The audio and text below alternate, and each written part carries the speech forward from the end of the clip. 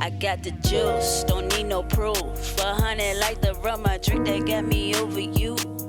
And all your nonsense we all subject to. I find my lane and mind my business like I'm supposed to do. Let's have a toast for all the obstacles that got us here. I put my glass up in the air to stimulate the cheers. Not because we made it, but because we making it. I savor the moment, the bouquet forever, evident. Yeah. In my realm, I watch the times go by. I got the world in my hands, but I can't tame the sky. Dare I try, I might lose my mind. But it'll be all good after I'm done sipping this wine. Gather round. Yeah, so don't tell anybody we had to redo this twice. But like I said, I'm very jealous of your man cave. No, I appreciate it, man. Appreciate it. Yeah. It took some time for sure. Yeah, I love this layout. I love this setup. It's everything I would want, including more space. Listen. Mine is unfortunately filled with a library of books that I don't read, but someone else in my house does. Don't worry, I got a bunch of sneakers over there that I'm trying to get in crates and stuff, and they're still in boxes. So you a whole Nike in here, bro. But welcome to Clueless Vino, a show where a guy like me drinks wines and kicks with a couple of good, cool guests, man. Today we have my guy, Curtis Lopes. Yes, sir. How you doing, brother? What's up, my brother? I'm doing good, bro. Appreciate you coming. Hey, man, I've got to make the first road trip of Clueless Vino here for you.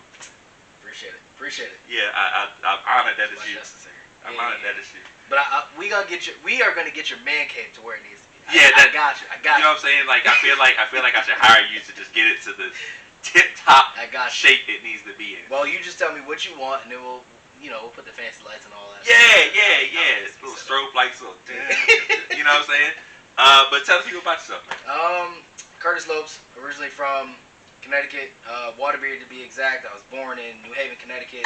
Stayed there for about 6 years. Not even 6 years. I said 6 years. 6 months.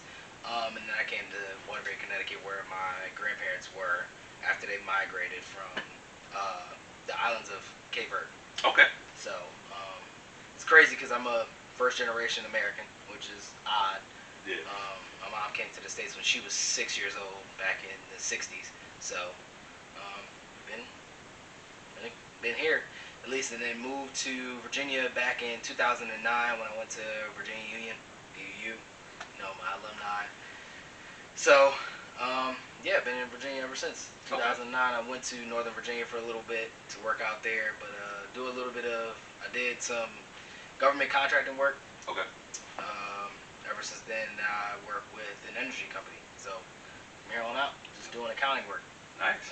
With energy company now, so nice. It's been good. I like that.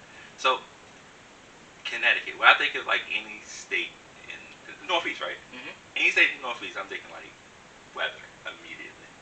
Cold as fuck. Yeah. Cold as fuck. Okay. I'll be honest.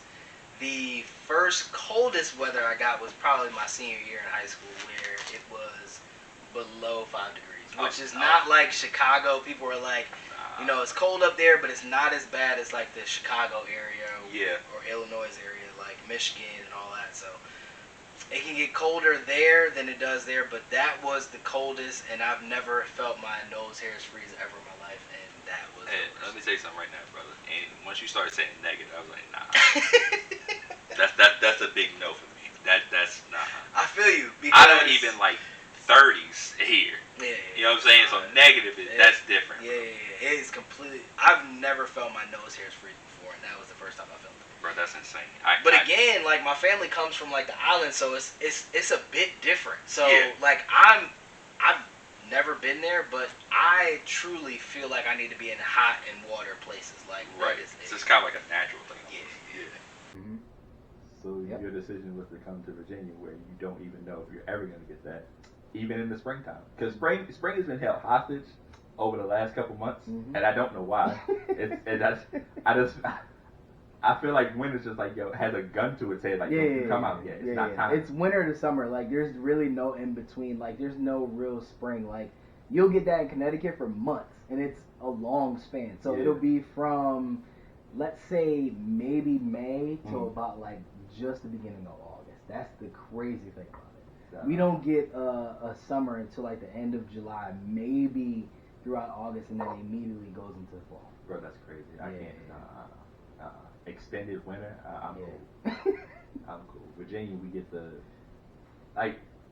the spring part of like the pollen.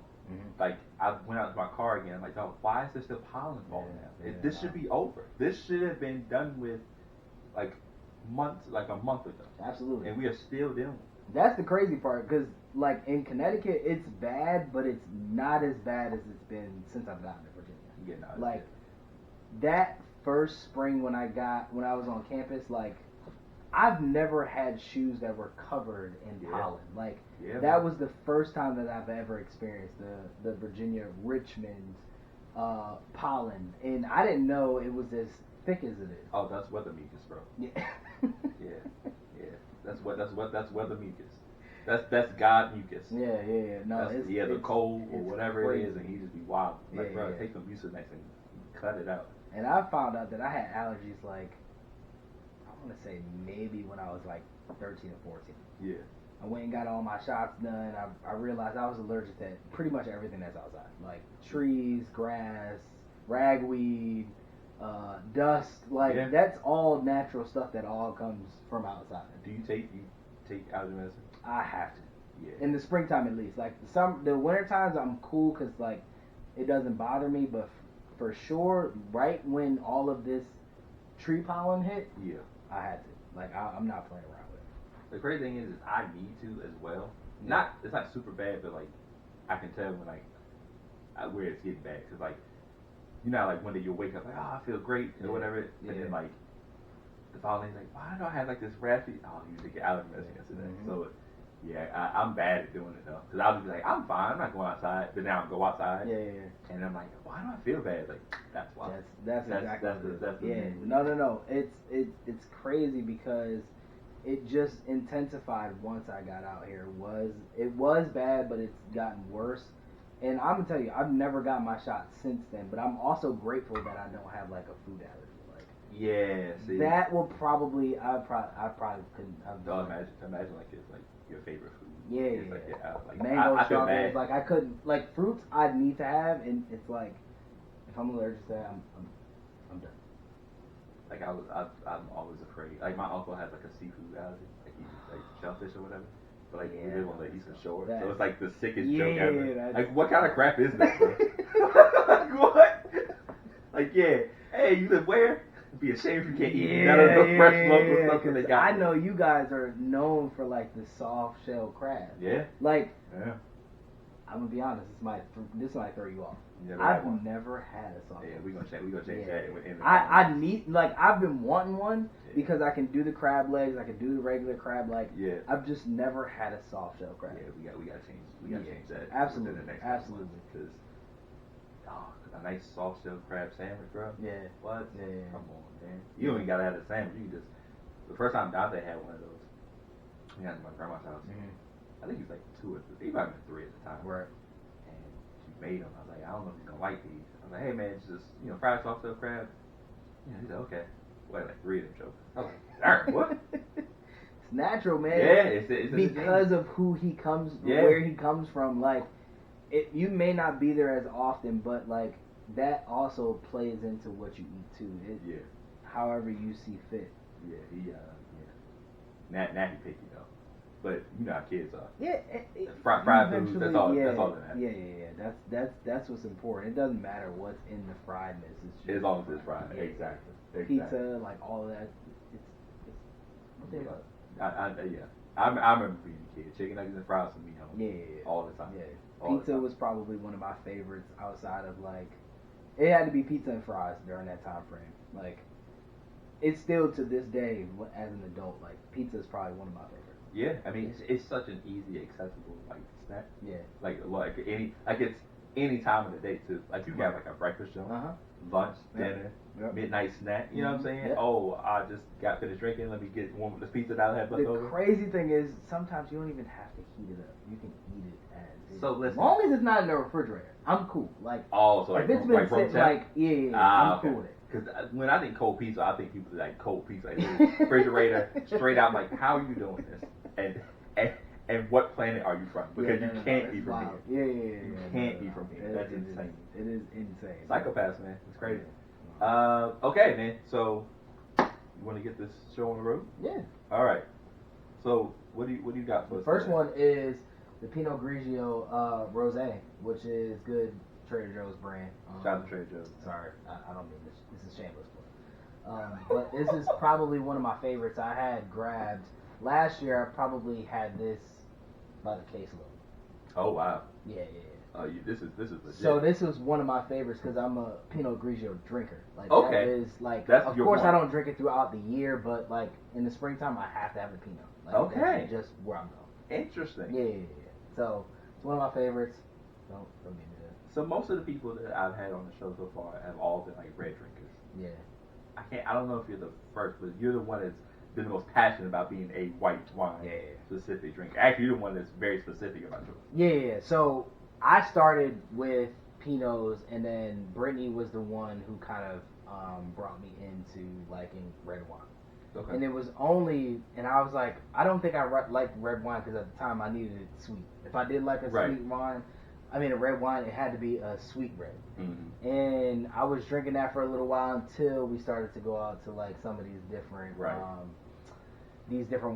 and then started to taste some more of the red wine. So that's what really got me into the red wines. But if preferably it had to be white, because at the time I was also like a tequila and vodka drinker. So so trying to keep it all the same. Yeah, absolutely.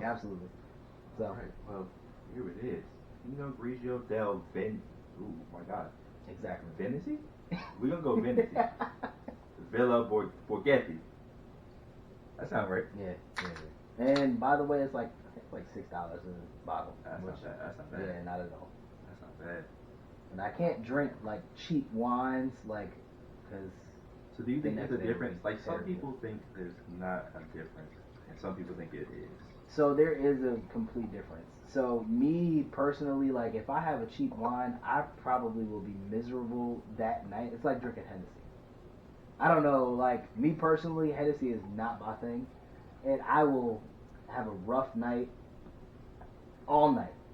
Between 2 a.m. until like 6 is the rough hours. So I have a question. What's up?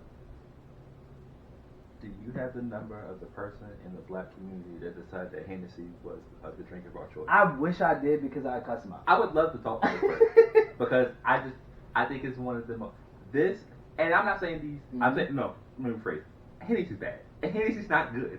It's not a terrible. good drink. It's not a great drink. Please, people, stop drinking Hennessy. Like it is not. Bro, it is not. I don't feel like it's for your body. Like it is literally everything against your body. And most of you people that love me may hate me after this. Like, but that's okay though. We're trying to educate the people. It's not good, and it's not. You can get something way better. And I just it was a normal bottle to be in around my family. Like my cousins, who I consider like my brothers, like drink this shit like it's water. I continue to this day. I don't get it. Don't understand it. I don't get it. I don't. It's just I'm like, why? Yeah. Why? I don't know. I don't know why this was the black choice of drinks. Like the other part is like Heineken. I that's another part that I just don't understand why it's part of the. Yes. Really? That's the same price? Yes. No. Like growing up, that is what our people like. At least up north, I can only speak for what I see up north. That is what they drank. I've always seen a green bottle. My grandfather's like refrigerator was always stacked with Heineken. Like there was never any beer choice. It wasn't IPA. Like that's if I go to IPA is my thing. But if you had to go into a refrigerator, that is not the thing that was it. It's gonna be Heineken. It's always Heineken or it could be Corona. That was very special. I was gonna say Corona. Yeah, I think that was a special thing, but Heineken was always in there. Of course, like if you talk to my mom and stuff like that, like Mad Dog 2020, like now we're diving into something that's totally different. That might be, but like that was always in between. I can at least say, let me take that back. My grandfather always also had Budweiser. because I feel like that was the American beer that was around. So it was a whole bunch of that. So my grandfather had it around for his friends and stuff like that. But between Budweiser and Heineken was always in his refrigerator. So I think a lot of those things too are, it's just the name brand. So like, you know, in our culture, it's just, we'll just say rap. So it's like in rap culture, you're gonna hear Henny, Patron. You're gonna hear, you know, these certain name brands where like people think that if they get that, then this is the top shelf. It's not, bro. It's not. There are better things here. There's quality to what you're drinking. Yes. I feel like most of y'all are poisoning your body because y'all specifically are just y'all are trying to relate to what the times are, and you don't have feel to. Just like what you like. Just like what you like. If try everything before you just hold on to one thing. If you like Pepe Lopez tequila, guess what? That's for you, bro. But you don't have. Now you are a sicko, but you should like what you like, man. I just no. That's no. And people call me a bougie drinker. I just cannot. I feel like my body just is like, bro, you are not supposed to drink this. Like, this is just not it. It's not it. Bro, I just can't. I can't. I'm cool. Like, they be like, oh, yo, we taking shots. What y'all thinking? Henny? Never mind. Don't even sweat it. I'll pass on this next one. I could be honest. Like, I told my cousin from here on out, look, that will not be around my presence ever again. Like we did this. Don't bring this in my house, though. We've done trips and all that. Like, Hennessy only makes you angry. Let's let the cat out of the bag. It makes you angry. Between like me experiencing cousins, friends, all that shit. Like, it just makes you angry and want to fight. Like, that's the wild part. That I'm like, yo, we cannot have this. Like, I'm at least trying to get y'all. Like, of course, I'm a Jay-Z fan, so like. So if it comes to cognac, I'm gonna go Douce before I go Hennessy at any time. I've even drinking as low as Parmesan. Like, I will do a lot of things. I'm not touching angry juice. I don't need that. Like, you know what I'm saying? Like, it's a thing. What was it? What was it? Hennessy and Hypnotic? There's a reason they call it the Incredible Hulk. I'm not gonna lie, the shit was good. Dog, but we were animals back then. Yeah. You know what I'm saying? I can digest anything if it came down to that. Like, but what college question. If you do a party and like we're doing an old school college party and you could only drink the thing that you drank in college, would you survive the night? I know I wouldn't. I would not survive the night. I promise you. But I also know that y'all have drank some things that I've never had before until I've gotten to past college. Like Aristocrat, I didn't have it until I went to a fucking regular ass bar and they would serve that in my Long Islands that I would always get. That was a rite of passage. That was my way to go. Like, Long Island's for a long time was my drink of choice. Like, that was it. Like, so you chose violence from the very beginning. I guess so. Yeah, I guess that's the way it goes. I know, I got you. But again, like, I didn't know I've ever had Aristocrat until that time. Britt was like, yo, you don't know what you're ordering. Like, they're not giving you the best. They're not. They're giving you enough the stuff they have stock of. But again, I was going to Fridays. Fridays was like, yo, you can either get the bottom or you get the top shelf. So no in between, huh? Yeah. And then eventually when I learned, I went in top shelf. Yeah, I mean, if you got the the bread to do it. It's maybe $1, $2 over. Yeah, I saw what's called it recently on Twitter.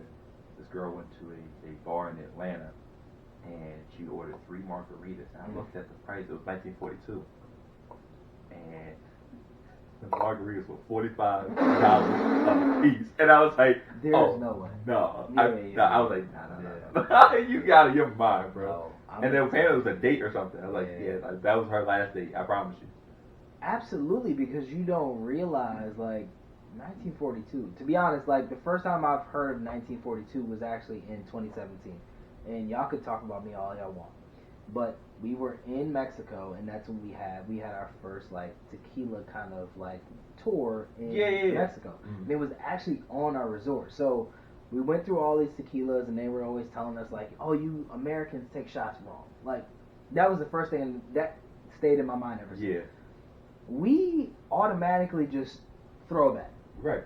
In Mexico, they don't do that. They sip it in the shot glass. Oh, so it's like that's the glass. That is the Gotcha. glass, but you sip it slowly, so you get The all of actual the flavors? taste Yeah. and what it's supposed. You don't. Now you know, doggone well Americans don't got that kind of time. Hell no. You know they don't Listen, got that kind of time. I don't even dog. have the patience to sit there and babysit. Like, this is bothering me. That Yeah, I'm not gonna lie, it hasn't bothered me this entire time. But like we've been having this great conversation, so I didn't want to stop it. But again, like I will drink. This will be gone soon. But this is just. Oh, chief. You ever watched the show before? We sit first. Oh no, we sniff first. You're right. Right. Actually, you're supposed to stir it first. Oh, look at you telling me You're supposed something. to stir it first, and Oh, then you sip. oh, you're doing only facts today. Nice. Yes. And then So, you sip. why did they say that? Do you know why? Because you have to actually, because if you see most of the things that actually sit in there, juice, whatever, whenever you have to shake something, Yeah. it's always at the bottom. So when you stir it, it actually gets to float right around. Ah, Yeah. okay. Well, look at that. All right.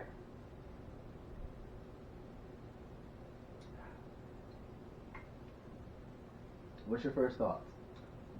Because that's important. So I feel like it's like this. It's like a Pinot, like disguised as a rosé. Mm-hmm.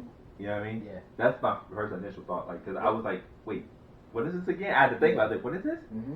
So it's like, yeah, it's got a very complex flavor. So it has that sweet build to it, but it also has like the kind of Pinot flow at the end. Cause I feel like rosés are typically sweeter, Yeah. but the Pinot's like cutting it just a Yeah. little bit. Mm-hmm. That's not bad. Yeah, I like that. Yep. I like that. You said $6 of the Bottom. wow. Now I see why you got cases. Yeah, I'm telling you, like Yeah. all last summer, like, or even like when I first found it, I was buying like multiple bottles at a time, at least 2 or 3 bottles. I used to do that too, but with like Mountain Dew Baja Blast.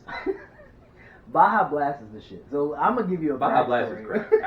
I'm thoroughly convinced, and that's why they have to keep getting rid of it. I get it. I understand it. I It's understand always it. limited, but in Taco, like I used to work at Taco Bell. That was my first job. Nice. Right, Okay. right as a sophomore in high school. Like, shout out to my cousin for actually getting me the job. Like, that's what started, and I didn't realize like how good Baja Blast. It took me like maybe like a month and a half before I finally tried it.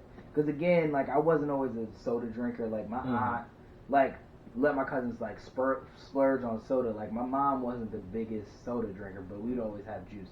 Kool-Aid was my thing to make. Of course.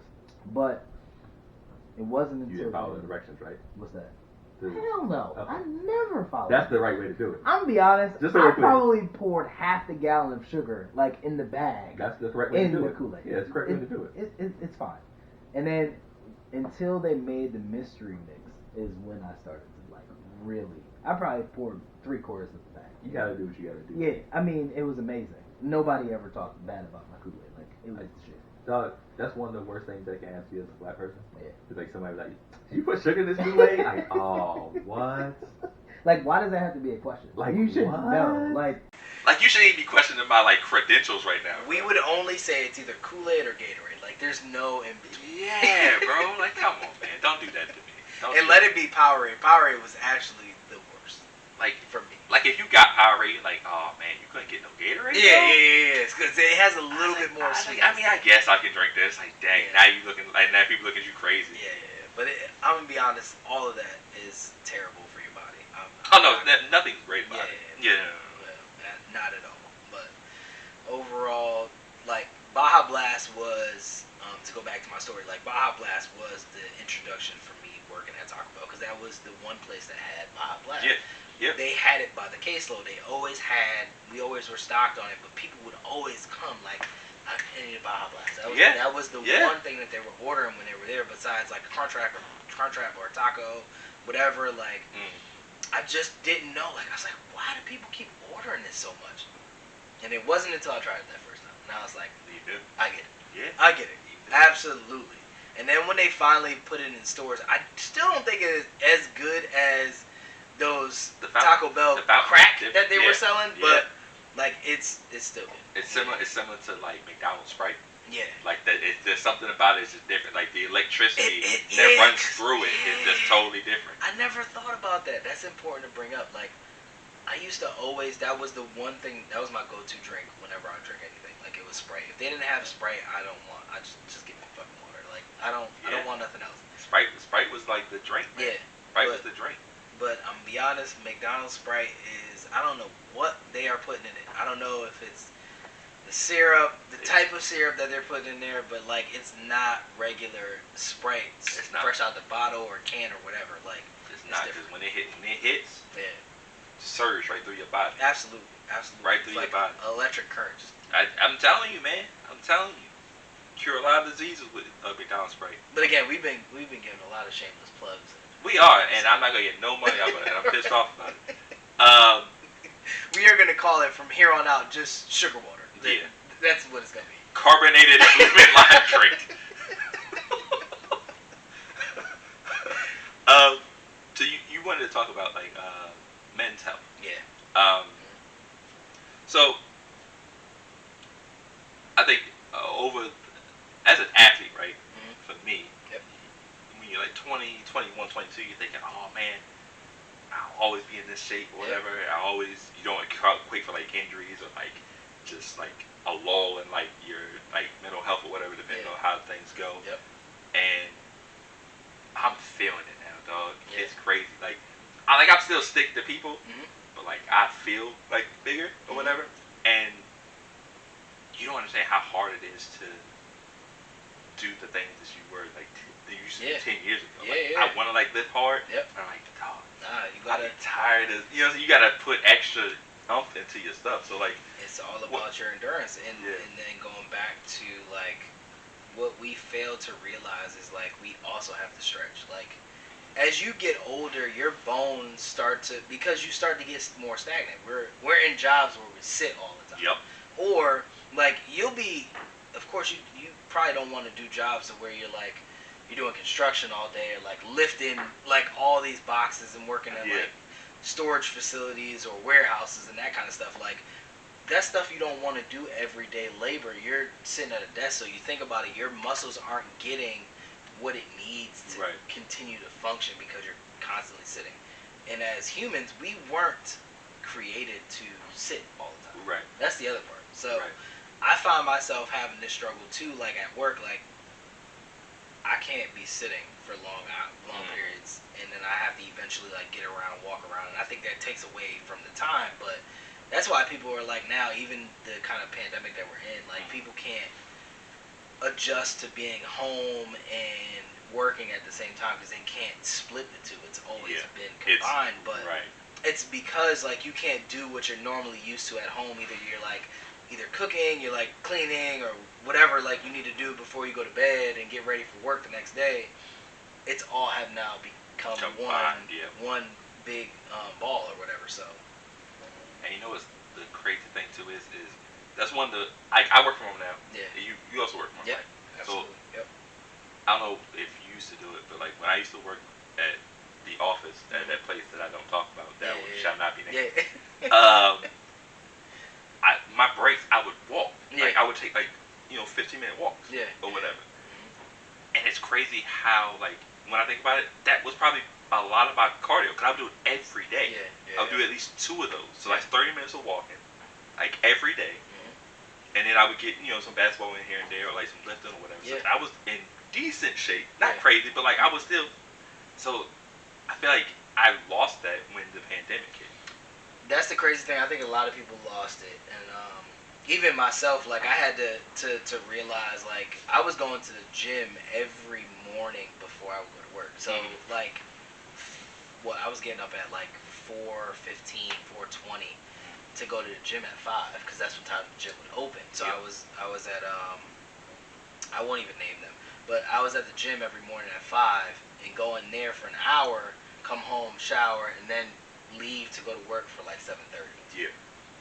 But once the pandemic hit, it kind of shut everything down to where now I am stagnant in one place. So I found ways of like either trying to buy stuff to complement what I was doing, but it's not the same because I don't have the same machines. Like you're just known. Once you get to the gym, you have to either work out or you go home. Like that's a long trip between the two. So when you're at the gym, you're at the gym. You're doing whatever you need to do. Right. It doesn't matter if you have a consistent workout or you don't. Like you're gonna find something to do within that hour or 2. For me, it was like it was like 2-hour workouts. Yeah. I would take a little bit of breaks in between, but it was always like a 2-hour workout. It was never longer than that. And like right before all of that happened, like I was, because of my job, I was out in Tampa for about like 3.5 months. So I was lucky enough to be on a base, military base, which they let those people use their equipment. So I was always in there every day, even if I would leave work, go home, and then come back where I was staying at the time, go back to the gym and just work out. Like I was in there constantly. But when you're at home, it's like you don't want to feel like you have to continue to keep working out. Or you like, oh yeah, I'll get to it later. I'll get to it later. Eventually I'll get to it. Exactly. And it never happens. And it's crazy because like I always say like, people say all the time like, you know. Sorry for my water drinking. Oh no, I've been sipping this entire time. There's not enough time in the day. When you think about it, a third of your day is spent sleeping, right? And then, depending on your job, a third of your day is spent working. Yeah. So that leaves you 8 hours to do things that you want to do. Right. But you have to eat. There's a lot. Yeah. You have to eat. If you want to work out, that's another chunk. Yeah. Sometimes you may just want to relax. So like you only have 8 hours to do that. Yeah. So like it gets harder as we get older because like we're trying to juggle all these things, but now we're forced to stuff more things into that 8 hours. Absolutely. Yeah. And so that stuff's getting cut out. Yeah. You know. I find it weird that people always say like, you know, you sleep when you're dead, but part of that you need the energy to be able to be you at work.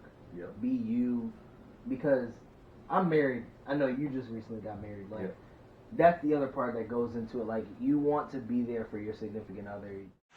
All right, but then there's also like, you know, mental health also goes into men's health as well. Yeah, absolutely. Because you know, you hear it a lot where there are things where men don't like expressing themselves. So mental a lot of times we'll you always hear that. Bottle things up. Yeah. And I know I'm guilty of it, for sure. Absolutely. How do you deal with stuff like that?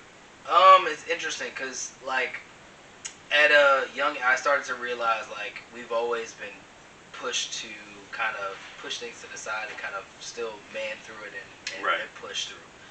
It wasn't until probably about like a year and a half ago is when I started to like, maybe I need to kind of go and talk to a therapist. Like, I've been hearing about this and I was like, you know, we in the black community is always like somewhat pushed down, but now recently it's become like a thing, and I don't want to make it seem like, you know, I'm on this train of what is going on, but for my mental like sanity, because of all the stuff that's going on between like, you know, police brutality and, you know, our people getting killed and all that kind of stuff, like this is the stuff that you mentally go through all the time. But just as a man, like you got to talk about the stuff that you went through as a kid, going through like young adulthood now into like a grown adulthood. What made you try to transition and to be a better person? And it wasn't until I went to therapy is when I started to realize that. Okay. And that was like a conscious decision on your part, right? Yeah, definitely. I can at least say that, like, I've realized that I went through some things in my lifetime that maybe it might be small to others. You know, you just don't know what is big, what is small, kind of, and you just throw it out there to see if what a therapist can kind of tell you and what you can work through and manage through. So yeah, because it's like you said, certain things are, you know, it's maybe small to you, but that could be huge to me, and vice versa. You know. Right. So yeah, I think it's important that as men, because that's one thing that, like I said, I've always struggled with is if I'm upset or if rather than express it, I'm always like, I just shut up and I just take it or whatever. Yeah. So like, I know some people say like I'm just like a walking ticking time bomb, or like a powder keg. Yeah. And every now and again, there was something that would happen, and it would peak out a little bit. And it could be just so small that something, and then people are like, why are you getting so upset about this? And but it's something like years ago. You know what I'm saying? A whole bunch of stuff just combined. Because eventually us as humans, we eventually turn into like what they call the bottleneck syndrome, which eventually you bottle so much into your bottle, and eventually it has like a small section of where it only can fit but so much, Right. and then you eventually explode. So that was where the point of where I got to, and I also wanted to make sure, because I'm recently married, like, it's only been 3 going on 4 years in September, like, you want to make sure that you're a better man for your significant other or for your family. Like that, for me, like family dynamic is the big thing for me.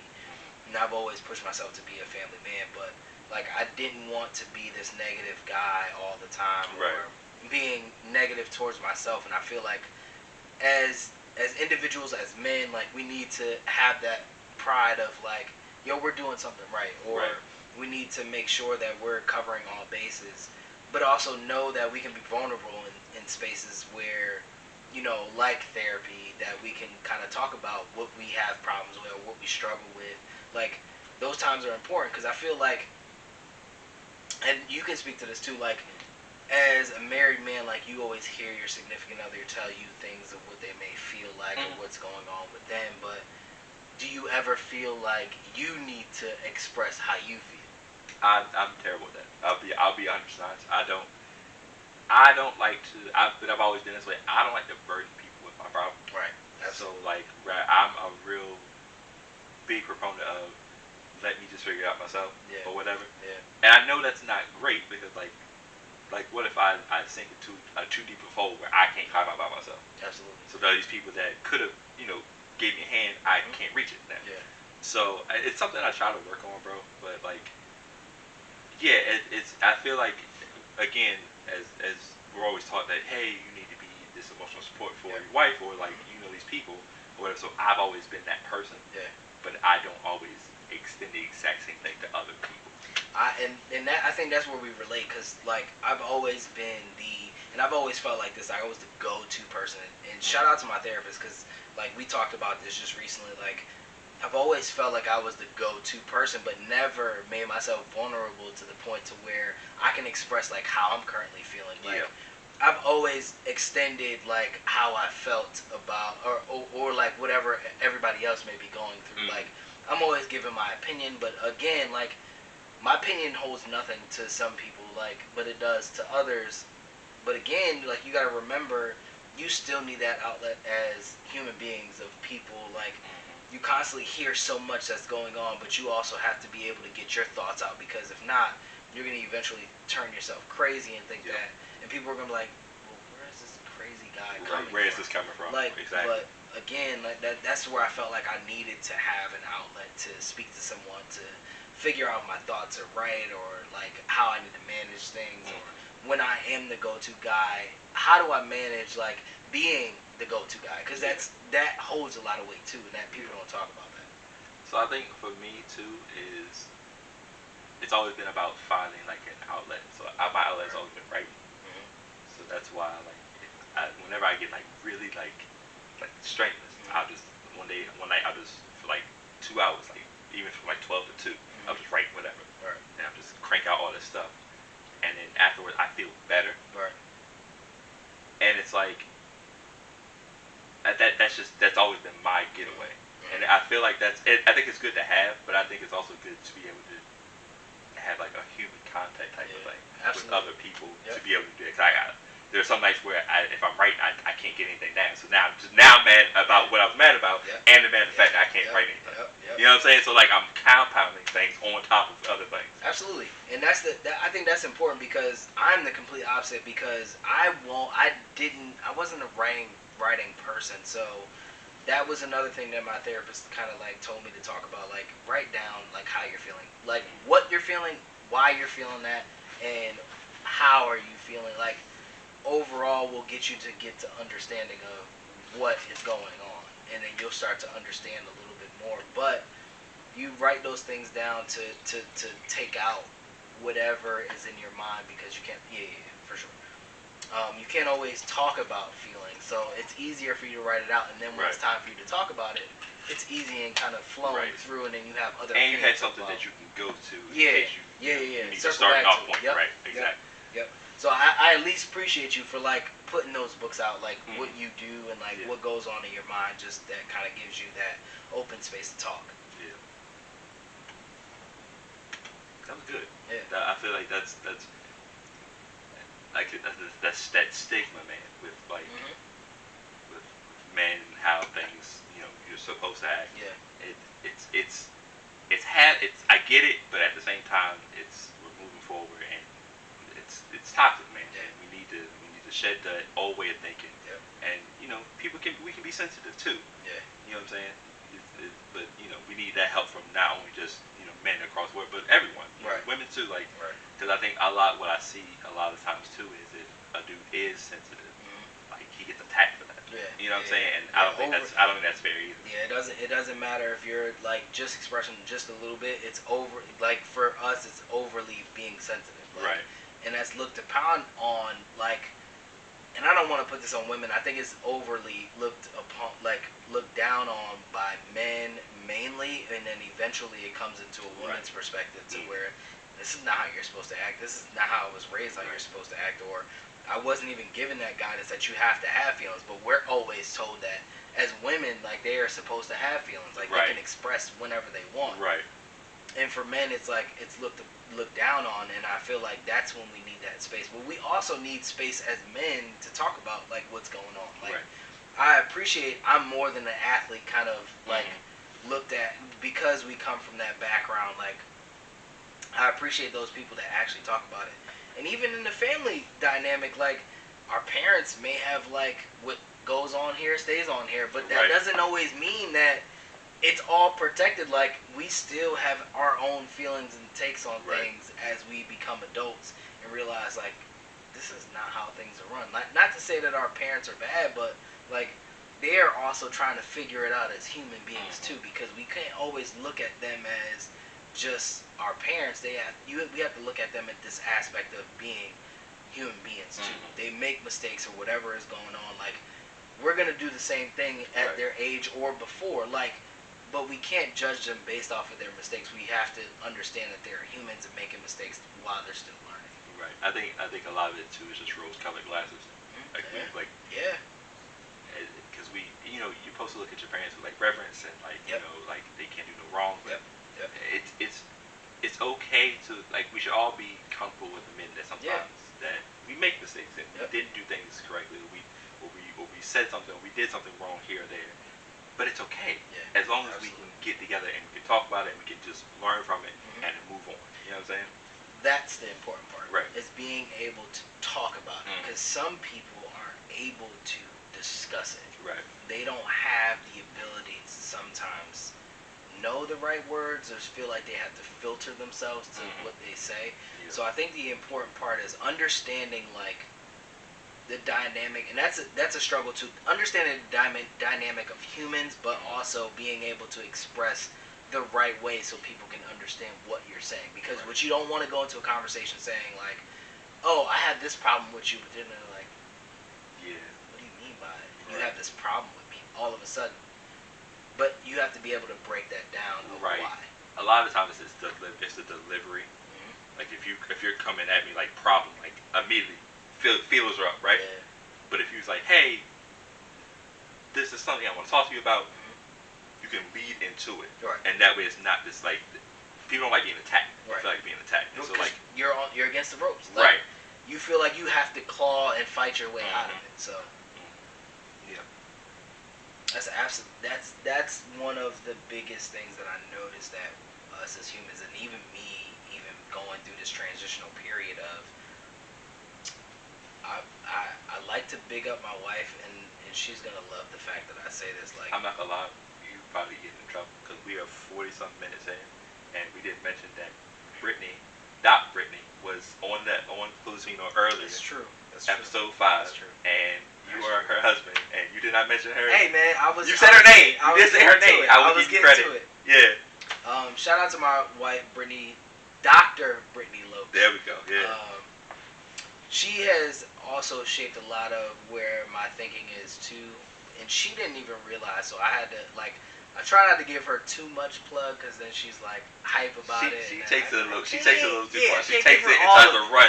You know what I'm saying? She's like Jackie Joyner Kersey her way out. You give her an inch, she takes a mile. It doesn't matter. Yeah. But I love you, but at the end of the day, like I have to be honest. Like she is part of why I've shaped myself, but I won't give it all to her because part of it was her, but also part of it was me watching her transition into where she was, but learning about myself that I needed to change. So I won't say it's a direct. Some of it is like her telling me, yeah, you need to work on this. Yeah. But a lot of it was like me growing and understanding like the position that I'm in as an adult. Not as a kid anymore. I'm not looking at those rose glasses as we talked about. Now I'm looking at into an adult lens and how that works out and how we can transition into being better human beings at the end of the day. And then just being better for myself to where I don't feel like I'm in that bottleneck situation. I can kind of get things out. I can talk about it a little bit more because there's a lot of things that I didn't want to discuss. Like there's a lot of situations to where I felt like I wanted to hold back because of who I was raised as, like how I grew up, and just me being me of like keeping things kind of secretive. Yeah. Like always keeping things in and not being able to tell things. So eventually it became my life of not talking about things. But, so yeah. But you and I both were working. Yeah. Cheers to her. You and I both, we're working on it, man, and I think that's important, and I encourage anybody to, if you feel like you need to express yourself, definitely try to express yourself. Because if you don't, nobody will ever know that you're hurting or what problems you have. So, and that's the other important part. Like I've always seen, I knock on wood, and this might be faux wood, but knock on wood, I've never experienced someone who was going through those things, but I've always seen either TV or people that I know that went through that and had somebody kill themselves over basically how they feel. So I was always make sure that I try to check on people. I know I don't do the best, but I'm trying my best to reach out to people a little bit more, just because I know that everybody goes through their own things and understanding that. So yeah, absolutely. All right, man. We got the sentimental part of the show out the way. But it was a good discussion because it definitely needed to happen. But now let's get into some fun stuff. Yeah, absolutely. I'm for it. All right, let's I guess let's go into rap. Let's go into rap. What's on the music docket today? First off, let's talk about, depending on when people listen to this, TDE just recently said that May 7th, the wait is finally over. And I wonder who that is, because they go in order. There's no way around. They always have a set. There's no way around how this all goes. It's either Kendrick, it's J-Rock, it's who else? Who am I thinking of? So it could be Ab. They have so many. There's Ab, Q, SZA is a possibility. So here's what I said, and I talked to my boy about this over the last couple of days. So first of all, because it was one of those surprise things, because they're not telling you up front. Of course not. My immediate thought was it's either SZA, Kendrick, or it's the Black Hippie album. Well, everybody. Well, yeah, the four. Okay. Kendrick, Dot, Soul, and Q, the original four. Yep. Because I'm like, that's the only thing where I'm like, okay, that would meet the hype for everybody, right? But then I also saw, I won't pronounce his name wrong, Boz from Dreamville said that in 2 weeks Cole is coming out. So unless 2 weeks meant from last week, that means that would be also May 7th. It can't be Kendrick because they would never step on each other. But then I'm thinking it's one of my guys. So I think it's Isaiah Rashad. Ooh. Which if anybody who that's knows a good me, one. That's if a good anybody one. I knows didn't think me, about that. I've been waiting on this album for some time. For years now. Because Because that's my guy. That's my favorite rapper not named Lupe Fiasco. I think he talked about it and I'm not gonna, we're just gonna say JVP. And I think he talked about it then, and I think he dropped an EP or a song. I can't remember back then what had happened, but I believe it was one of the two that may have happened. I also think that now that you say collaborations, I think the Black Panther album was technically their collaboration. They're like they're kind of little comp album. So I'm going to only think that Ab-Soul might be coming. I don't know if it's Kendrick, but I could be wrong.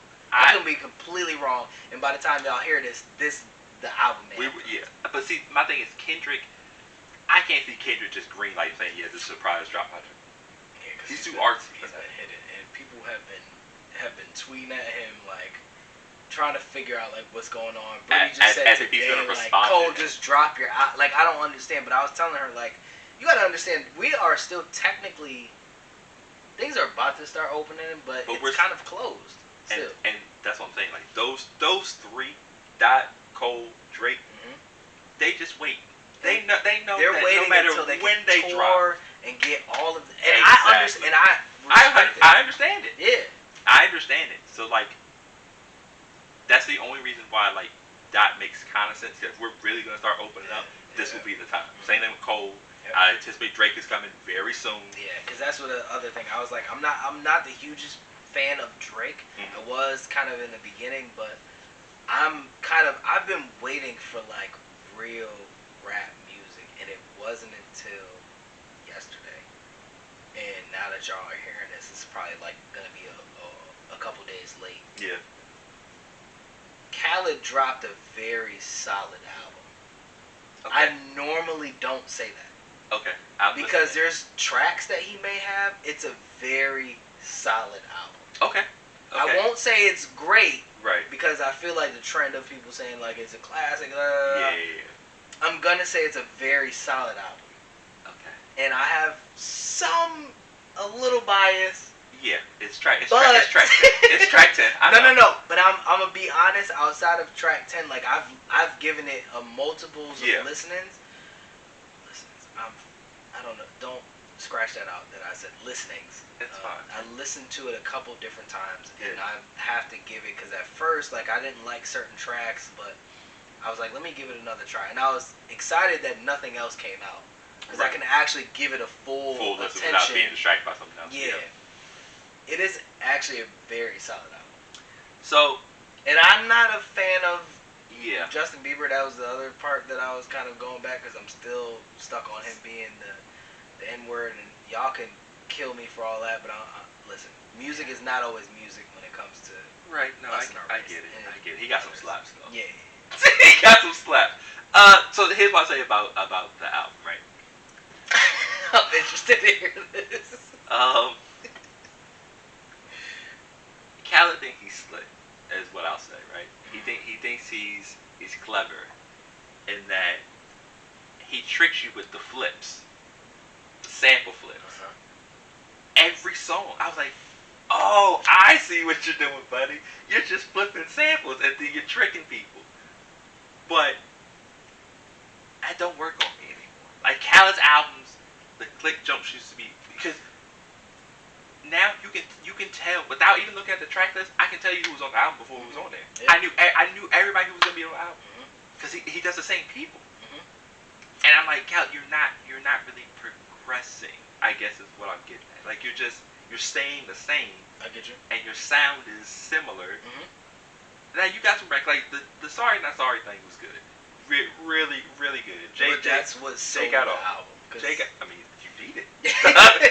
like you need it. Like, oh, I guess I'll listen to the whole album for this. Yeah. You know what I'm saying? Wayne had a cool verse. Wayne is still trying to recover. Yeah. He's still trying to recover. Yeah, Wayne. Yeah. And I respect Wayne to the highest. Like Wayne did some. I in theory I know why Wayne did what he did. Right. I know why he did what he did. It worked too. Yeah. No one talks about it. It worked. It's just that I can't co-sign that whole. Yeah. I can't co-sign it. You've been talking a lot of crazy stuff actually over the last 4 or 5 years. It's been tough, and I'll give Wayne. I'm gonna give Wayne his flowers, but also criticize him at the same time. That's how you should do people. Because I think that Wayne 09, we have been always living off the 09 Wayne because that was 2007 to 2009 Wayne was insane. Very true. I'll give him. I'm saying. Because 07 was the feature run. Very true. When he was just when. But if no, you put him not on even your song, before that. 05, 06 Wayne was it because when the Carter 2 dropped. Yeah. That's that when was people were like, oh the no. hit when like, everybody he was like, different he now. is the best that ever did it. Right? That album made people be like, oh, okay. Yeah. We don't have to worry about Cash Money no more. I was on Wayne when the 500 Degrees dropped. Yeah. I was, and you didn't have to tell me like to listen to the whole album. Like, I was rocking with where he was. That 05, 06 era of that energy that he brought was different because it was needed. Was that the drop 2? The drop 3 came around that time? No, it was the Carter 2 that dropped. That was it. But like, yeah, because that was music right that had before, Money on My Mind, that had Fireman, that's his best album, by the way. The track Grown Man with him and Currency was the reason why I have listened to Currency to this day. Yeah. That is the track. For me, at least. I can't speak for anybody else. That's one of those underrated. That's one of them underrated cuts that people don't talk about. Absolutely. But yeah, Wayne's run was probably one of the best of all time. Mainly because there was that time when. Sorry, I didn't have my shoes on, so I'm just slight facts. Wayne, you were playing a very risky game, saying, "Hey, Wayne, you want to hop on this track?" It's not a good idea because they're not gonna call it. Yo, remember that song with so and so? Hey, remember that song with Wayne and the other guy? That's what they're gonna do to you because Wayne's gonna take that song. He's going to take it. Absolutely, because that was his entire run, and maybe it might have been a little bit before that, but I think that the Carter 2 put him completely on the map. And although I was a Jay-Z fan and was not trying to hear that, even when the whole him and Nas thing, like I was literally in back and forth arguments with people that I was friends with that were Nas fans, and I was a Jay. Like I was guaranteed like going with Jay no matter what. When it came down to Lil Wayne, I was giving him the grief that I didn't give Nas. And eventually, I gotten around to giving Nas the flowers that he deserved. So. But yeah, I think it's difficult going back to this current album of when 12 o'clock, when I realized it was 12, I think it was like 12:10, and I said, oh, I had already saved the album. I'm going to make sure it downloaded to my phone. I was up. I listened to the track, the Jay-Z and Nas and Khaled track, at least 5 times. The first time I said, oh, okay, this is cool. I said, you know what? Let me give it another listen. Damn, they talking that shit. They talking that big money, man. They talking that Then money. I said, let me give it another listen. God, yo, it's getting better every time I listen to it. And what's crazy is, really, James Fauntleroy is what makes that track. He did. He makes that track. I will honestly tell you, I've been a fan of James Fauntleroy for a little bit of time. So, interesting. So, let's talk about, everything goes around these top 5 lists. Always. It's the easiest and fun thing you to do. had to pick a current artist, who would that be? Not mine. Oh, shit.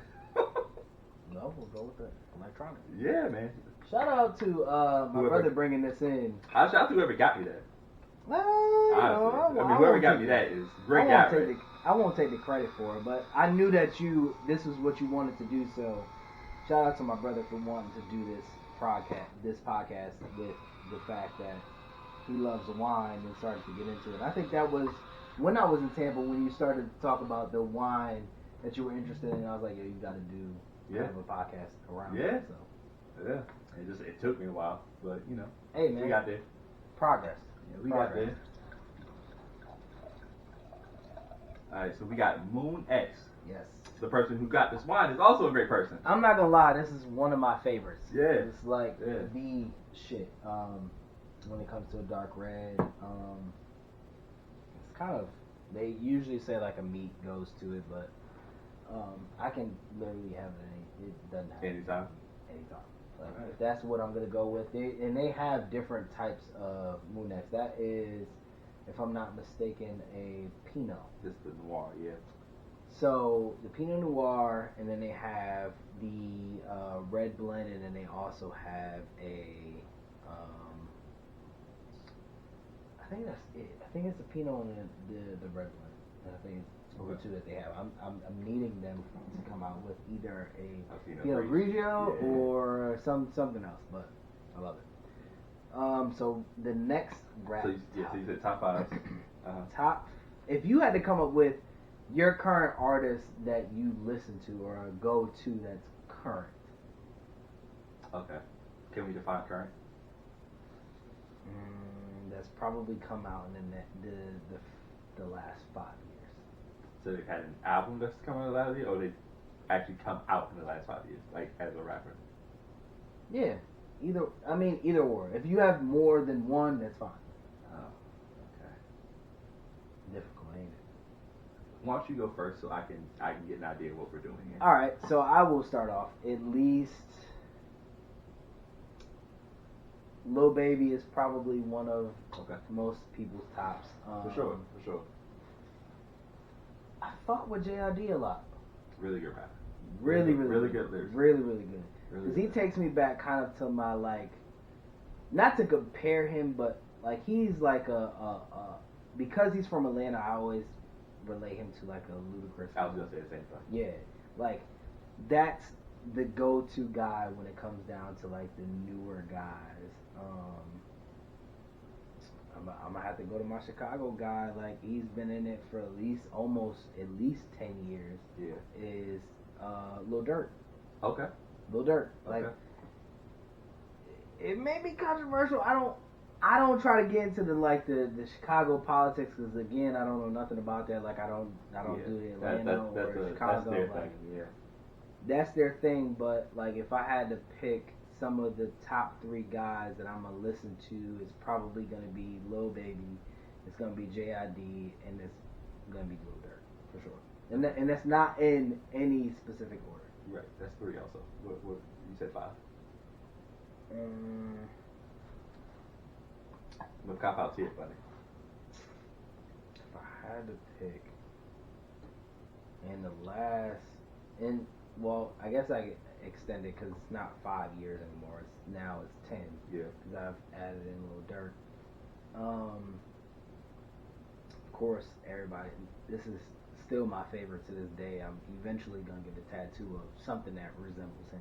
Is Nipsey Hussle. Nip, yeah. Like it's gotta be. That's what if my wife would tell you now. If she was sitting here in the camera, like that is the guy that I listen to. Yeah.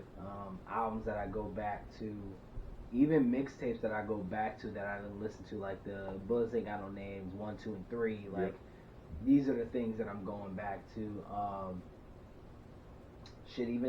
Even now. Okay, so I'm gonna even go back to even Nip's artists like Jay Stone is another one. Mm-hmm.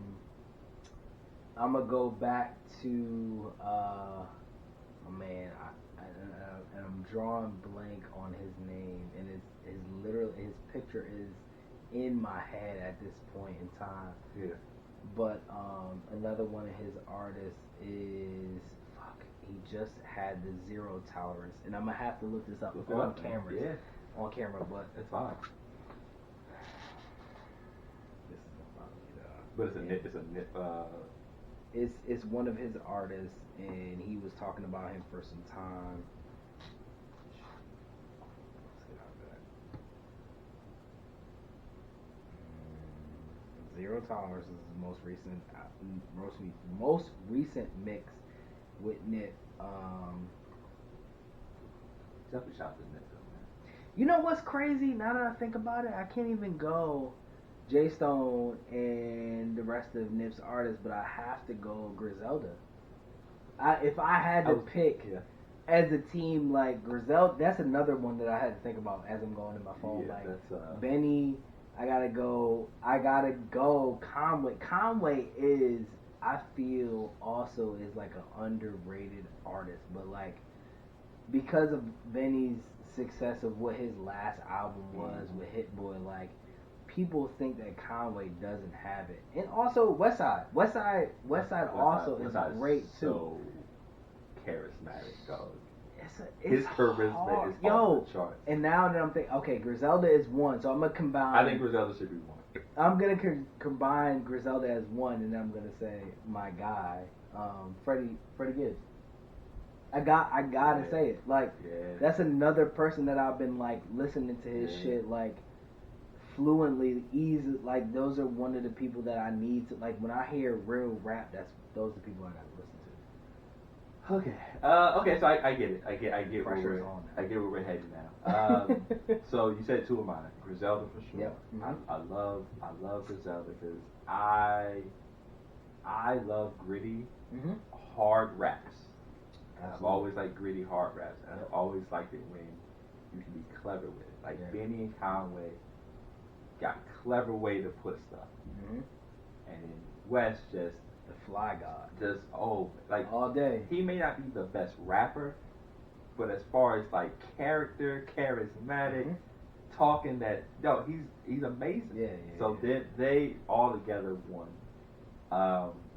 He reminds me of Cameron during the Dipset era. Yes. Yeah. Exactly. That's exactly who he reminds me of. Exactly who he reminds me of. And you said Freddie. Love Freddie. Nas is a legend, and I appreciate everything he's done for rap.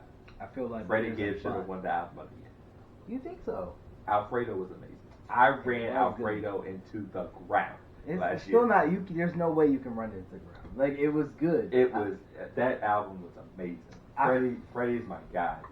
I feel like Freddie fell victim of the time and the fact that because of Nas never winning a Grammy. That's part of it. I feel like that's part of it. And that's not to diminish Nas's album. Yeah. Not to diminish his album. It's just saying that it very much felt like a Lifetime Achievement Award. It had to be. Because I think that it was finally, everybody always talks about Nas never picking the record. Yeah. That is one of his downfalls of never. Yep. But again, people don't talk about some of the great albums that Nas has. They only talk about Illmatic, maybe Stillmatic. Maybe. But even then, it's like, eh. But then it's if you talk to the Jay-Z fans like I am, like Stillmatic is where fucking Ether lied. So people don't bring up that album, so it's only Illmatic if you really had to think about it. But again, you think about it was written, it was the Nostradamus album, like those are still good pieces of work. He has good albums, yeah. But people don't count those. Again, we go back to talking about, my cousin brought up the fact of how Jay-Z's Kingdom Come wasn't that great.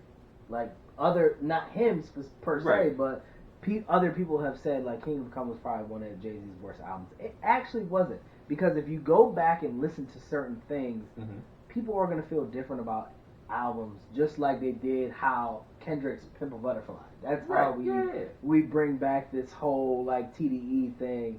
People hated To Pimp a Butterfly because it was in 2014. It wasn't in the current of 2020, 2019, Like 2021. nobody's going back to it, is what they say. No. Again, it's a capsule of time. It talks about what was going on beforehand, before everything was popularized. And the great thing is, it's still like timely today. But nobody wants to hear that. With that being said, Kingdom Come was not the greatest album, but it's a lot better than Magna Carta, Holy Grail. So there's that. Again, it comes back to times. It comes back to times. I refuse to listen to both of those albums. I'm just gonna throw that out there. That's fine. I'm just gonna throw that out there. I'm not gonna be that guy. I understand that everybody has their opinion. I'm not gonna fight you on that. I think you're also like, you are admitted that you are Jay-Z. I am. I stand. You absolutely. You will go down swinging. I grew up a Jay-Z fan. Like I said in the beginning, like I had fights with literally. When I was in middle school, I had fights with people who were Nas fans because I knew the impact. Nas came off of emotion. Okay. Yep. Jay did not. Right. He came off of facts. Yeah. Because if you want to take the takeover And Super Ugly, Jay-Z brought up facts of what happened. Yeah. Unfortunately, I don't like to talk about people's baby mothers. Right, yeah. Jay-Z was the one who talked about baby mother and leaving the condom in the baby seat of what Nas's daughter was sitting. Right. Like, it's a disrespectful line, but again, like, it's all about facts. It's a factual story, Nas came off of, like, yo, we were supposed to be boys type of, like, we was doing this shit together, and it came off of the emotion kind of thing. It wasn't facts-based. So, both albums came off a facts, well, Jay-Z's album came off of facts-based, Nas came off of emotion. Right. But again, I think that Godson album that Nas dropped right after, even after Ether, that was still one of my go-to albums that was pretty dope. Yeah. I'm not the one that will say, like, who's if I had to rank a beef track, I'm technically, because I'm a Jay-Z fan, I'm gonna go The Takeover was way better because it came off of, again, facts, not emotion. You like stories of facts. You like if you gotta diss somebody. We're gonna talk about it. We're gonna talk about it. Like the real. I got you. I understand. But some people feel opposite. Yeah, I mean people. Yeah, that's one of those timeless like debates. Yeah. Ether or Takeover. But I guess going back to the people. So Griselda, Freddie. I'm a big Young and May fan. Love Young and May. I do too. I love Young and May. I do too. Again, hard, gritty raps. I think I don't think she brought enough. She struggled. I think she struggles with not. She's very in-house with her producers. I feel like if she got other producers, I feel like her stuff would sound different, and would, you know what I'm saying? Because a lot of her stuff sounds similar, I guess is what I'm saying. And yeah, but as far as rapping, she's up there. She's top. Yeah. She got it. Yeah, she definitely got it. I think she has to continue. I think Ooh took her by surprise, and that wasn't supposed to be a big record. It wasn't. That wasn't supposed to be a big record, and because they turned it that way, it threw her game completely off. Because after that, there was a freestyle that was fire. There was a few that she was crushing. Fire. She was doing a lot of New York, like old New York jumps, and I was like, "Yo, she is killing." So you're thinking the album like this is what it's gonna be, and it wasn't. It wasn't a bad album, but it wasn't what I expected. I thought it was a terribly put together album because, again, like, that goes back to like who your producers are and what they take from that. Is a big lead. Like, I give Hit Boy a lot of credit because certain albums, like, he has taken, and I will even say to this point, I've always thought that my man that did Freddie's album, Alchemist, was so dope since the early 2000s. Yeah. I've always thought that he was most rappers will recreate like this storyline about Alchemist because of how dope his beats are and how his production is. Like, that is where you fall short if you don't have the right producers in the atmosphere at the time. Yeah. I agree. And I think I know she wants to stay independent, and you can do that, but you might have to start stretching it just a little bit for like a couple. You have to big sell time yourself for producers, being just a couple. Independent. Yeah, You have to sell she's doing well. Don't get it wrong. She's killing it. She's killing it. She gets like endorsement deals, does things that she can. I think she can hit another level. Right. I think she can hit another level. That's 3. I'm different, bro. Oh well, hold up. No, Isaiah Rashad, obviously. Yeah, right. Yeah, I mean that's my guy. I guess I'm different just because, like, I don't always like mainstream dudes, so I've always like it's about to be it. I know where it's going. Go ahead. No, you don't. I kind of feel like I do. But go ahead. I like underground dudes. And technically, if we want to be honest, Lupe has dropped an album like 5 years ago, so technically it could be him. But no, he dropped the album about a year and a half ago. Even better. Yeah, so like yeah. I can do that, but like let's just put him to the side. Okay. He's in my dope legendary status. Absolutely. We ain't gotta even talk about. We had this conversation. We ain't even gotta talk about. Right. So this is rap group called Year of the Ox. They're from Virginia. Okay, I'll take that back. I did not. So they're from. Who did you think I was gonna say? I'm not gonna. Okay, so one dude's from Northern Virginia, other's from Virginia Beach. Okay. And they're like, they're Korean American, but like lyrically different. Like different. So it reminds you of like kind of like a Pharrell and Chad kind of like nerd kind of. No. Just a little bit. No, they a little production wise, I mean. It reminds me like some old they had like their beats are like kind of I don't want to call it like techno-y or like they vary. So they're different variants, but their lyrics or whatever, top notch. Right. So yeah, for me, I'm always looking for new stuff from them. Gotcha. Yeah, the Ox. So those would be my five, I would say. I'm gonna be honest. I thought you was gonna say like Gold Link. Be honest. Gold Link, what's called Gold Link was weird when Mac Miller died. So me and him don't have a good relationship right now. Interesting. Yeah, Because I remember when you was like that. You was telling me like, yo, you gotta listen to Gold Link. Oh, he's a very talented individual. Album that I eventually went to, which was the last one, which is Diaspora. I think was so. that what it was? I think something like that. That was a pretty.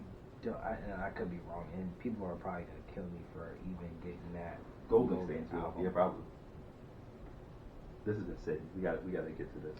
I've been drinking it. Have you really? I have. I'm sorry, and I'm gonna be honest. Like, oh, that's funny. This is one of my favorites.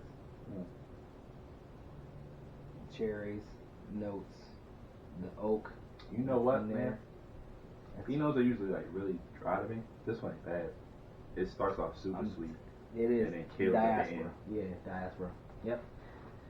This one is one of my favorites that I enjoy. No matter what time of the year, I can have this with a cigar, and that's one of my things that I like to do. Go and have a cigar. Shout out to my guys for giving me some cigars for Christmas, and I still have them. Matter of fact, in my my little cabinet tree over there. But it's good. You can have it. This is good. I'm not even gonna lie. This is one of the better rates I've had ever, probably. I would say. Shameless plug.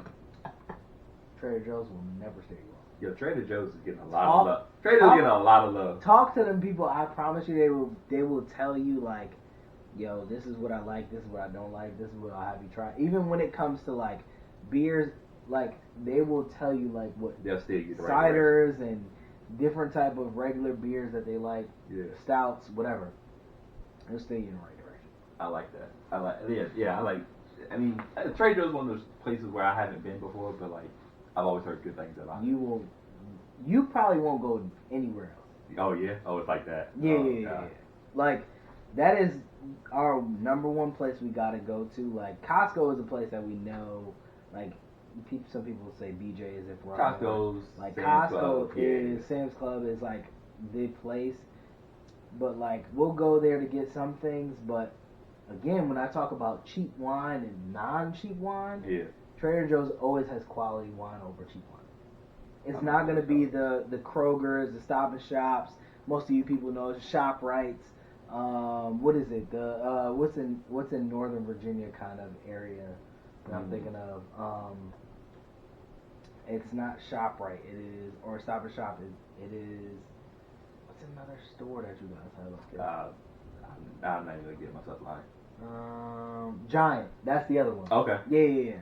So Giant is also like a conglomerate of Stop and Shop, which is up north in the Connecticut area. It might be in some parts of New York or the northern parts of New York. But that's where I was raised to kind of go shopping. Yeah. Trader Joe's has outdone all of them. All of those. Yeah. It's nice. It's over that. So, shameless plug, Trader Joe's. Trader Joe's, man. In the right direction. Trader Joe's. If you want to sponsor me off of Curtis's. Let's. Crazy. Listen, my brother Brandon will get you what you need. Man. The attention, all of that. So. Yeah, and then all I want is the wine, brother. That's all I want. Listen, money's great too, but wine is also delicious. It's so perfect. It's gonna work out. I like that. All right. Let's see. We haven't gotten to the real talk. What's the real talk? The real top 5 of yours. What's the real top 5? What's the real top 5? I don't know. If you had to grade a top 5, I have a lot of things that I either albums, thought there's a lot of top 5. people. Thought there's a lot of top celebrity women. Like there are a lot of things that I could throw out here, but Hey, we could. I would talk about. I would do any top 5 you want to do right now. Which one were you thinking? I know it wasn't Hoopers. We can talk about Hoopers.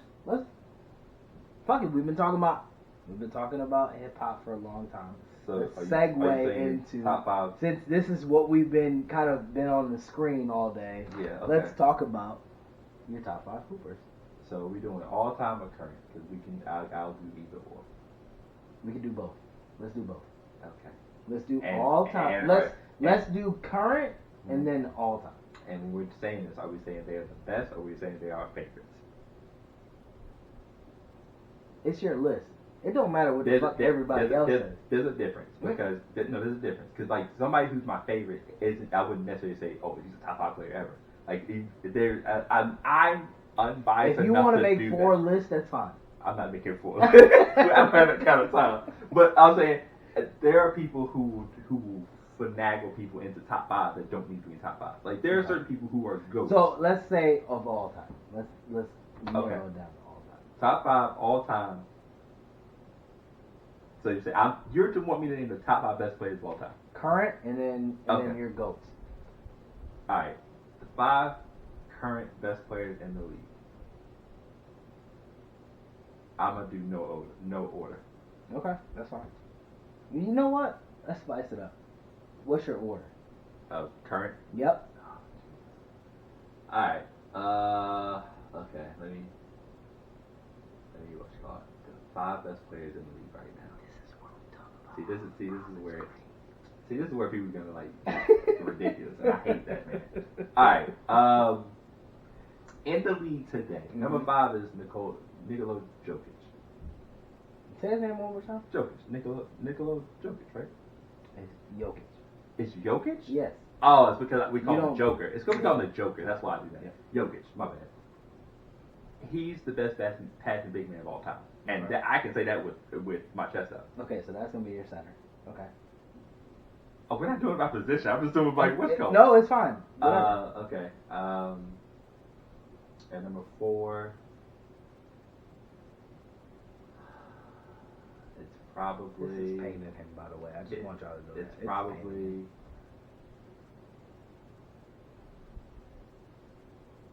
It's okay. Man, whatever. It's probably.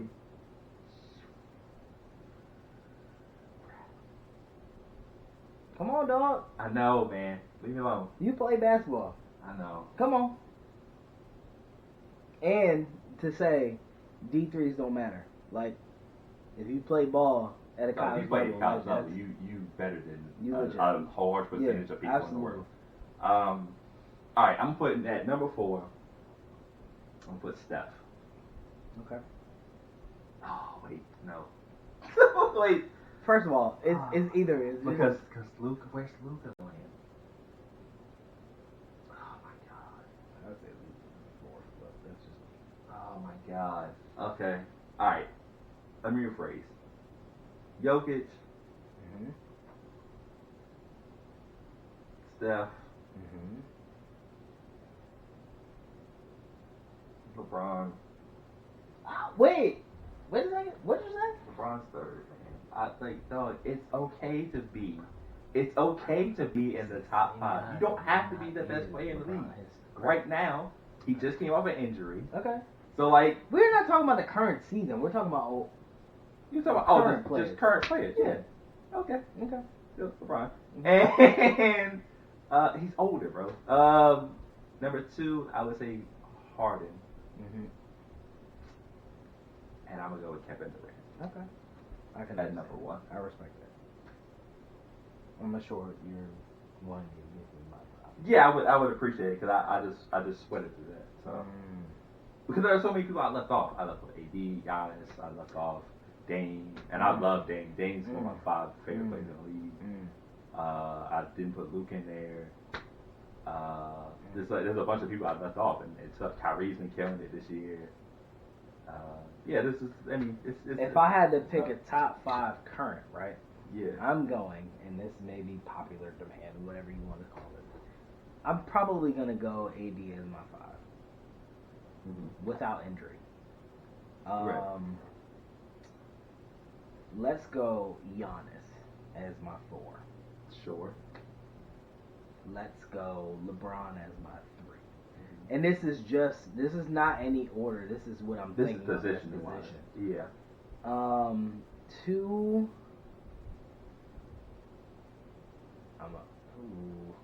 I probably would go AD before LeBron. I mean, I would probably go KD before LeBron. So let's say Giannis or AD, Giannis, KD, LeBron. You make LeBron play 2. Just make LeBron play 1. But then like you lose like all the point guards. No. All the great point guards that you could use. No, that's why I won't do that. So you're gonna put him at the 2. I'm gonna put. He would never play the 2. He wouldn't, but. And your list, he's a 2. Yeah, I got you. Yeah. Because he's like a Magic. That's the reason why I put LeBron at 2. Magic was a point guard, like a big ass point guard. And that's what LeBron is. He's a big ass point guard. Yeah, but that's why I won't put him in. I got it. Because again, I feel like I had to go through. He like sees things, but I feel like he can run things too. That's the other part of why he can run. I feel like I just got put through the ringer, and you get to be able to like manipulate all these different rules. Yeah. I guess then you shit. I'm in between Kyrie and Steph. That's the hard part. Those are my like final 2. If I had to put, I'm never putting James Harden, and that's just a personal thing of mine because me and my best friend like always had a bat of like James Harden is like he just slides by. James has manipulated the game a He lot, does, and that's why I don't. But this past season, I'm like, oh no, he's just really like that. He's good. He hasn't been doing it as much as he was in Houston. He was just couldn't. Right, he had to be that guy. Now he doesn't have to be that guy because he has 3 other. But again, he had that in. He kind of had that. Okay, so yeah, very Chris Paul. But that he also had in KC. OKC. My thing is there was 3 Hall of Famers on one team. He was different. OKC. He wasn't James. He was coming off the bench. Yeah, he wasn't James. Yeah, but the thing about James is don't the talk regular season. Don't try to talk me into my. No. It's just the playoffs is it's the thing about James. Like I've watched you he's fumble the bag too many times, and so like and Reggie, he's fumbled the bag too many times. So I'm like, I need to see you do it in the playoffs. If it comes down to a playoff position, I have to give it to Steph. That's I got it. No, I get it because I have to do it. Although Jokic has done more than Giannis has. I would say that. Yeah, Jokic got his team. That's the other part. That's why I would always pick AD as my 5. I mean, Giannis at the 4 is like, I mean, but again, it's cool. I'm gonna go with Steph because he's. I like my nephew. My little nephew / cousin might appreciate that I said Steph. I just like my stars to be able to shoot, and Giannis can't. So that's a fact. That's kind of why I'm like. I want you around that 17-footer kind of or. I don't need you to shoot threes. Just our next post game is great. No, because they're not gonna let you do that. I got that. Run and drum. LeBron, I can go in or out. LeBron developed his post game as 3. I'm so proud of him for that. I still got some room with KD. Like, I don't need you. I have you as a 4. Yeah, like, I get you're to back my big man up. So AD is gonna be my big man. So when you come up, there's another big man there. Yeah, but I mean they're gonna they can interchange. They're gonna clog the paint. AD can shoot a little bit, but they're gonna clog the paint. So that's where both of them are. You might be right, but that's how I'm gonna go about it. Okay. Okay, now. No, and we do your top 5 all time. You go first. And don't do it by position. Don't do it by position. Order. And do it in order. Yeah, it doesn't feel good, does it? First of all, he put me under pressure of doing the biggest of all time, and people are gonna fucking kill me for this. I'm doing it right after you. Okay, so I will go. If I had to do it in order, And Best of all time. Are we starting from 5 down or 1 up? However dramatic you want it. No. You tell me. You Start from 5. dictate. Okay. Start from 5. 5. I'm gonna go Kareem. Okay. That's a fair. I'm gonna go Kareem at 5. And he cries a lot, but he does deserve to be in that kind of conversation. But he's a big, and no one likes bigs apparently. Pardon me. You know what? Yeah, I'm gonna stick with that. My 4, and this might cloud the paint a little bit more too, and this is gonna throw people completely off. I'm gonna go Shaq. Okay. So if I need my 5 to kind of be out a little bit more, Right. and then have my 4 kind of cloud, no, I got you. But it's not a natural 4. Right, but we're just doing the top 5 best players of all time. Right. And you're saying Shaq is the top 5 best player of all time. That's all I'm asking. All time. Yeah. Okay, I just want to make sure that When it comes between the 4 and the 5, yes. that's not what I'm asking. Yes. I'm talking about all time. I'm talking about every position included. He's a top 5 player of all time. I'm just asking simply for reference. And I can only go off based off of what I watch. Right. No, I get it. I mean, you don't Again, have, you don't have to, but because yeah. I've seen Kareem actually, like, those were highlights that I've actually watched. Right. Yeah. That's the one reason that, and y'all I are mean, Kareem gonna really has look back a lot of and say, records, you know, so- y'all are bugged out. Yeah. Yeah. So what? Who's number 3? I might switch my 4 and 5. You know what? I'm gonna take that back. Okay. I'm gonna go Shaq 5, and I'm gonna go Kareem 4. Fair. That's fine. I would have put Bill Russell in there, right? But that was a little bit way before my time. I agree. I mean, that's. I mean, even to be honest, Kareem technically. Kareem is technically before my time. But again, I went back to watch his. Right. Yeah. That's what the problem with the younger people is they don't do that. Yeah. So. That's rap. Yeah. In everything. Anything. In everything. They fuck niggas too old. Yeah. No, I get it. But you gotta bridge the gap at some point. Yeah. They don't like the. All All right. Number Number 3. I'm going to fuck everybody up. I'm gonna go LeBron. Okay. I'm gonna go LeBron. That's fine. I'm going I to think go it's the top 3 for players my of all time. 2. Uh-huh. I'm going to go Kobe. Okay. And then my first pick, and I hate this because I'm leaving out one of my favorite players of all time. Like, this is my guy. Right. But I'm gonna have to go Jordan. Right. Okay. I'm gonna have to go Jordan. I think that's. That is fine. a hard ass, because I'm leaving out AI, I'm leaving out Julius Erving, I'm leaving out Clyde Drexler. Like, I'm leaving out You leave out favorites. Your favorite all. Yes. But we were just asking the best players, and Yeah. that's a fair assessment. I think that's fine. But no, I'm not. I have nothing. I'm waiting for the but. There is That's no all. but. I'm no longer Mr. I don't judge people for their picks anymore, because when I used to do that, people would get really upset and cry in their pants and stuff. So I let it go. Because it's all about what you think. Now It's really objective. the pressure is on. I don't think it's that much pressure. Okay. Because let me just make sure I have it right. I have, and then I'm leaving out Magic. I can't forget about that. Magic, yeah. Come on, Yeah.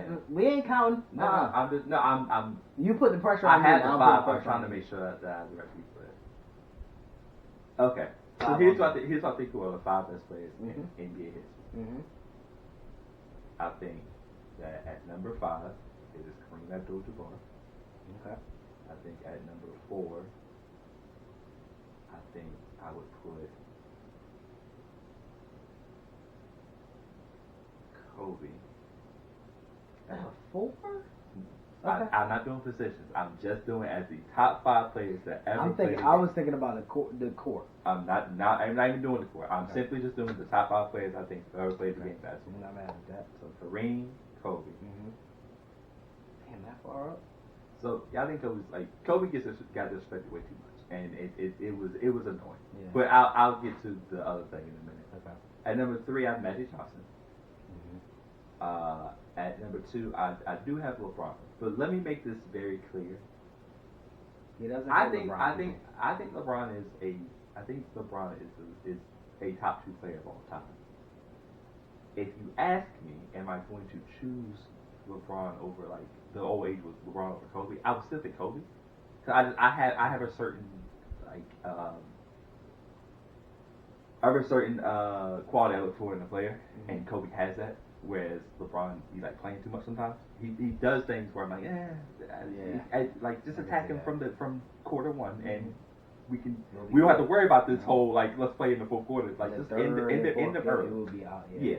But as far as like best player of all time, like LeBron's like the second best player of all time for me. Like he reached all the height. He completed so many milestones, had so many records. Like it's really hard to ignore that. And the fact that he's still playing. That's until like 2 years ago, he never got hurt. So he's always been healthy. So like he's done so many things. But again, like you know what I'm saying? Like it's contextualizing things that people don't want to do. But that's for another time. But yeah, number 2 all time, and Jordan Moore. And people get upset about that and saying it's different, bro. That was different. LeBron is different, but to me, Jordan was just different. Yeah. All right, Kurt. Here at Clueless Vino, we like to rate our wines out of 5 glasses to see which ones we like the best. So you willing to do that, man? I am. Absolutely, love it. So it's funny because you've had both of these, but now we're going to determine which one you like the best. So for the Del Venezi from Villa Borghetti, Pinot Grigio, out of 5 glasses, what would you give it? You can use Slash rosé. Slash rosé. Oh yeah, that's right. Yeah. Pinot Grigio rosé. That's right. Out of 5 glasses, you can use half and quarters if you need to. I will rate this definitely, and I'm not one of those that's gonna give it a 5 out of 5. Right. Yeah. It's just not me. I'm going to give this a good solid 4.2 glasses. Okay. Would you like to expound on why you gave it 4.2? The reason is I feel like you will get the taste out of every bit of what this provides you. Not only, and some people are very skeptical when it comes to either rosé because it's too sweet or a Pinot because it's just maybe too bitter for them. So for me, I think that this provides a little bit of both if you're trying to satisfy those. Also, it's a great drink for the summertime or the springtime or whatever. Sure. Like specifically what time we're in right now. Like it's literally white wine season. Some people drink off seasons, but I kind of try to stick keep it in the season. Gotcha. But this is one of the favorites that I usually go to. I would pick this over any Pinot Grigio personally. That's a big stamp. Wow. That's a big stamp. I would personally pick this, but I have to say that there are some things that you may not like. So I want to give that room for people to judge it personally. This is just one of my favorites. Okay. I'm going to give it I give it a 3.75. I give it a 3.75. I like it because, like you said, it gives you the best of both drinks, right? You get that acidic, like real acidic, like bitter, like healthy bitter from the Pinot, but you also get that little bit of sweet from the rosé, and it's like it complements each other like really well. It's very ninja-like. Yeah. Because you're like, is this a rosé or is it Pinot? It's both actually. So I definitely like it for that. So I and like I said, very refreshing, very good for like, especially since the world's about to open up, hopefully. Real soon. Well, apparently, like. Yeah, I mean, people are doing that anyway. So. But yeah, in July when it's really about to open up, it'll be the perfect drink to match with. And then we got the Moonets Pinot Noir. What would you give it? One of my favorites. Yeah. What would you get that out of 5? I have to because I'm biased, and again, I'm sorry. Like. Right. No, it's fine. I just like that you're honest about it. And the fact that he brought one of my favorites, and I supplied this favorite. I have to give it when it comes to red wines. Yeah. I have to give it probably a high, like 4.7. Okay. That's one of my favorite red wines when it comes to that. And I can drink that. Doesn't matter the season. Like that's just one of my favorites. Yeah. And I just recently had like their not their Pinot Noir. I'm talking about Pinot Noir. Their red blends. Their red blend that is actually really good. It's one of their higher kind of ranked wines that they have in Trader Joe's. Okay. Yeah. Okay. Mm-hmm. I don't say this often, but I would probably get this red wine again. Because I'm not a big red wine drinker. Mm-hmm.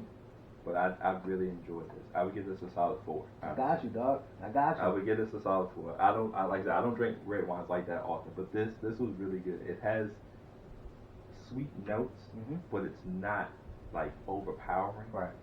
And it's not dry. Because a lot of Pinot Noirs I've had been dry, and I think you can it varies just depending on where or what kind or what things they use. Where you but get it from. Yeah.